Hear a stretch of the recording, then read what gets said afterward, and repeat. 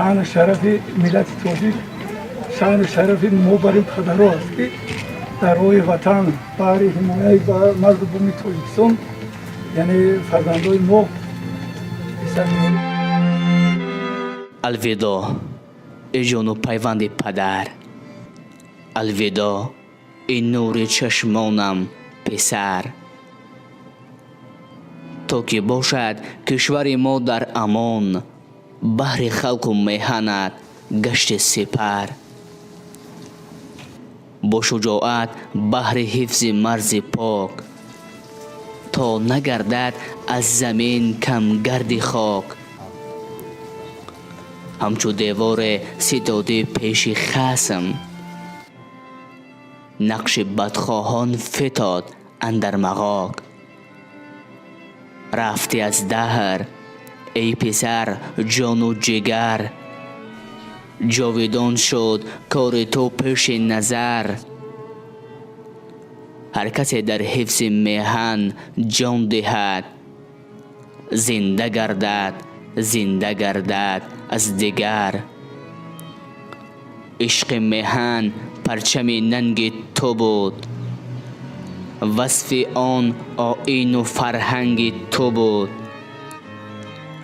خاک و آب و باد و هر برگ خزان، چون بهار سبز و گلرنگ تو بود.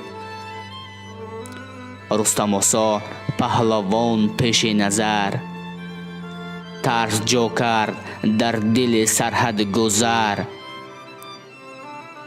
پیکرش چون پیکر شیر ژیان، هر دم می بست او رخت سفر. افتخارم قهرمانم شیر من، با شرف جان داده بهر وطن. لازم آید ای پسر بهر دفاع، من بپوشم جامه ننگ وطن. مرد و زن ما پاسبان میهنیم، بر دفاعش یک زبان و یک تنیم. تا نسازد رخنه دشمن مرز ما، چون سنان در قصد جان دشمنیم. هر کسی دارد زبان دارد وطن، هر کسی دارد نشان دارد وطن.